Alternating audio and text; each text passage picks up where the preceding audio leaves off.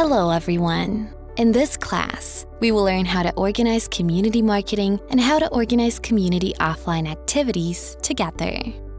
Some communities are operated by companies with sufficient resources and funds for offline activities and are operated by experienced professional teams, resulting in a high success rate for offline activities. However, some communities are not operated by companies. Their offline teams are composed of community users, most of whom have no experience in organizing offline activities, and the processes are not clear, leading to difficulties in the activity and a lack of word-of-mouth promotion. So how can communities in this situation organize their first offline activity without experience? It can be divided into 5 stages. Phase 1, the planning phase. Before the first offline activity, prepare a comprehensive and clear planning document to help the organizers have better overall control of the entire activity. This will ensure that the activity is well-paced and well-planned, providing a morale boost to the team and instilling confidence during execution. The offline activity planning document should include the following key components. 1. List of activity planning team members. 2. Assignment of responsibilities and tasks. Activity content. Arrangement of important time nodes. Arrangement of materials, venue, and guests. Methods of promotion and registration. If there is a fee, clarify the fee details. If there are prizes, explain the prize settings, group photos, and follow-up promotion arrangements. The control over time, cost, and quality of offline activity reflect the efficiency and professionalism of the team. Therefore, it is necessary to create a progress chart for the entire process of activity organization in the planning stage. Due to different types of communities, the content of offline activity will naturally vary, and the corresponding team division will also differ. The salon format of offline activities is a more common way for various communities, which can provide the reference value for the division of work for other types of offline activity formats.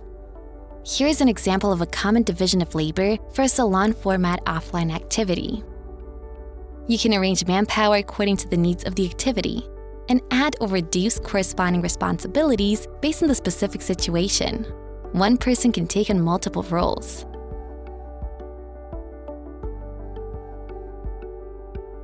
Phase 2, the preparation phase. It is generally recommended to start preparing for a small-scale offline activity at least 3 weeks in advance. Be well-prepared and stay calm. A large-scale offline activity requires a longer planning and preparation period. There are 4 main preparatory factors in this process. Establish connections through new media and celebrities. Proactively offer help to celebrities to establish connections, invite them directly through email sincerely to establish connections, and make an impact to attract others to connect actively. A good activity, of course, cannot be accomplished by one's own efforts alone, but through collaboration with a group of people. When you're not strong enough, you should be good at seeking sponsorship, complementing your weaknesses through cooperation, amplifying the effects of activities, and sharing returns. Usually, it includes 8 steps. Discover the real needs of the other party. Identify what style the contact person is, strictly control the details, and emphasize the benefits of working together with a potential partner. Write proposals from the perspective of the partner, be upfront about any shortcomings, and manage expectations. Keep the partner informed of progress, and conduct a review and summary before the end of the cooperation. Unlike online activities, offline activities must be based on physical venues. Whether it is applying for or renting a venue, it is not an easy task. What we need to do is find local venue resources. Look for free venues, choose affordable venues, and find venues for public welfare organizations. The main costs of the activity come from the venue and materials, so it is important to confirm the list of materials in advance. In addition to the standard materials with the community brand logo distributed by the headquarters, determine whether other materials need to be added based on the needs of activities in your city. Phase 3, the promotion phase. Promotion is divided into online promotion and offline promotion. The online promotion mainly includes designing activity posters, accepting registrations, and publishing activity information in various platforms such as WeChat, Weibo, Douban, SameCity, Douyin, etc. Inviting the media to participate in the activities and increase subsequent reports. The promotional content includes activity theme, activity guests, activity purpose, activity details, registration method, venue introduction, etc. Some cities have self-formed operation teams of followers offline, and they have registered Weibo and WeChat official account in their respective cities. Offline teams actively provide feedback and participate in activities organized by the headquarters. The headquarters also selectively pushes relevant content of offline activities and maintain close contact and interaction with offline cities. The end of a successful community offline activity is not the end of the work. The influence and reach of offline activity are limited, so it is necessary to integrate offline work content and put it on the internet platforms to create effective online dissemination. On the one hand, it can ignite and spread with points to attract more people to participate in offline activities. On the other hand, it will also stimulate the secondary spread of offline community topics, attracting more people to pay attention to the community. It can be ignited from 3 aspects: content, channels, and operations. Phase 4, the execution phase. The execution phase mainly includes recruiting volunteers on the day of the recruitment activity, coordinating with the activity host activity process, following up on online meetings, work progress, unfinished tasks, organizing activity materials, and ensuring that the materials are ready. Confirming notification methods, notifying members and guests with precautions of activities. Sending invitation results, assisting venue layout, and equipment debugging. After all these preparations are in place, the first offline activity can be carried out. As the guest is a very important factor on the day of the activity, it is important to pay attention to the reception of the guest. Guest reception is divided into pre-activity reception, during activity reception, and post-activity reception.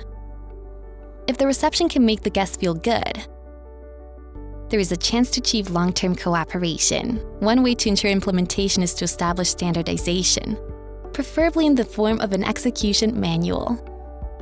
The manual can be continuously optimized as the experience grows. Phase 5, the review phase. If a post-activity review is not conducted after an offline activity, many problems that existed at the time are easily overlooked and forgotten, and then mistakes will be repeated in the same place. The activity review requires all responsible persons to submit in advance the possible problems that may be encountered during the activity and the solutions. The person in charge of the review needs then to collect and organize them, and organize discussions according to the review framework. The person in charge of the review needs then organize the discussion content and form a draft review report. The responsible persons of each activity provide feedback on the draft review report, and the person in charge of the review forms the final review report based on the feedback. Finally, the review materials are archived and submitted to the headquarters. After the successful hosting of the offline activity based on the review and summary of experience, according to its own development situation, the community can determine whether it needs to be quickly replicated from pilot cities to more cities, so as to obtain greater space for community development. In the process of continuous replication offline in various cities, it is necessary to systematically organize the database, which can improve resource utilization and team cooperation efficiently. The organized content includes Community Member Information Database, Material Database, Guest Information Database, Venue Resource Database, Activity Game Database, Offline City File Template Database, Professional Literacy. In this lesson, we briefly introduced how to organize the offline activities of the community, including 5 phases: planning, preparation, promotion, execution, and review. We hope that this information can be helpful to you all. Thank you.